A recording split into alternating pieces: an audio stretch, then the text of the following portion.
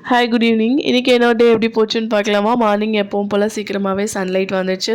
So எனக்கு empty ஸ்டொமக்கில் apple cider vinegar water எடுத்துக்கிட்டேன். பசங்களுக்கு வந்து வெயில் காலம் ஸ்டார்ட் ஆனதுனால ஒரு நாள் விட்டு ஒரு நாள் வந்து 2 பேத்துக்குமே ஒரு சொம்பு தண்ணி கொஞ்சம் வெந்தயம் கொடுத்துருவோம். ஸோ அதுக்கப்புறமேல் வந்து கொஞ்சமாக கார சட்னி அவங்களுக்கு மட்டும் பண்ணேன். ஸோ இட்லி ஊற்றிட்டு கார சட்னி பண்ணிட்டு லஞ்சுக்கு வந்து அரைக்கீரை கடையல் தான் நான் பண்ணேன். ஸோ எனக்கு என்றைக்கெல்லாம் ரொம்ப லேட் ஆகுதோ அன்றைக்கி வந்து நான் குக்கரில் தான் கீரை கடைஞ்சிருவேன். ஏன்னா எனக்கு அவ்வளோவா பெருசாக டைம் இருக்காது.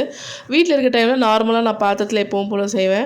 ஸோ அவங்கள ஸ்கூலுக்கெல்லாம் அனுப்பி முடிச்சுட்டு வந்து எனக்கு வந்து 11:00 வந்து நேற்றுக்கு நைட்டு ஊற வச்சுருந்தேன் இல்லையா, அந்த வெள்ளைக்கொள்ளு கருப்பு கொள்ளு ரெண்டுமே மிக்ஸ் பண்ணி பாயில் பண்ணிவிட்டு ஒரு சின்ன பொரியல் மாதிரி நான் வந்து இன்றைக்கி எனக்கு மார்னிங் பிரேக்ஃபாஸ்ட்க்கு நான் தான் எடுத்துக்கிட்டேன். ஆஃப்டர்நூன் லஞ்சில் வந்து வீட்டில் வந்து அவங்களுக்கு வந்து 2 எக்கு சாம்பார், அதுக்கப்புறம் கீரை பாவக்காய் பொரியல். அவங்க கீரை சாப்பிடும்போது சின்ன வெங்காயம் வச்சு சாப்பிடுவாங்க. ஸோ ஈவினிங் 4 மணிக்கெலாம் பசங்க கரெக்டாக வந்துட்டாங்க. அதுக்கப்புறமேல வந்து அவங்களுக்கு வாட்டர்மெலன் ஜூஸ். இது வாட்டர்மெலன் ஜூஸில் வந்து மேக்ஸிமம் நான் வந்து வீட்டில் எப்போவுமே தண்ணி வந்து மிக்ஸ் பண்ண மாட்டேன். மற்ற ஜூஸில் கூட மிக்ஸ் பண்ணுவேன். இதில் வந்து அப்படியே மிக்ஸ் பண்ணிவிட்டு பாதாம் பீசின் போட்டு கொடுத்துருவேன். ஸோ எனக்கு குக்கும்பர் ஜூஸ் அதெல்லாம் எடுத்துகிட்டு ஈவினிங் பாத்திரமெல்லாம் கழுவிட்டு நான் வந்து ஈவினிங் டீ காஃபி போடுறதுக்கே எனக்கு வந்து 6:30 ஆயிடுச்சு. எல்லாருமே ஜூஸ் குடிச்சனால டீ காஃபி எதுவுமே கேட்கல.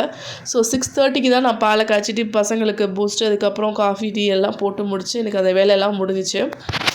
அதுக்கப்புறம் வந்து நிலக்கடலை சட்னி பண்ணேன். இது கர்நாடகா ஸ்பெஷல் கடலைபேலை சட்னி.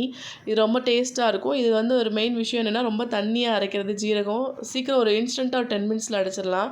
ஸோ எங்கள் வீட்டில் அவங்களுக்கு ரொம்ப பிடிக்கும். அதனால் மார்னிங்கே வந்து நான் இட்லி மாவில் வந்து ராகி கலந்து வச்சு புளிக்க விட்டுட்டேன். ஸோ இட்லி ரொம்ப சாஃப்டாக இருந்துச்சு. ஸோ நைட்டுக்கு வந்து அவங்களுக்கு ராகி இட்லி, அதுக்கப்புறம் நிலக்கடலை சட்னி, அப்புறமேல் வந்து என் பசங்களுக்காக வந்து இந்த ரோஜாப்பூ சட்னி. இது வந்து நான் இன்னொரு வீடியோவில் கண்டிப்பாக போடுறேன். இந்த சட்னி ரொம்ப ஸ்பெஷல்.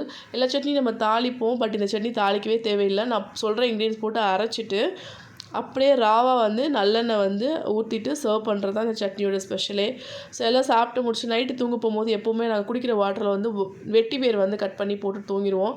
24 ஹவர்ஸ் கழிச்சு அது அந்த எசன்ஸ்லாம் இறங்கிரும். ஸோ என்னோட டே இப்படி தான் போச்சு இன்றைக்கி.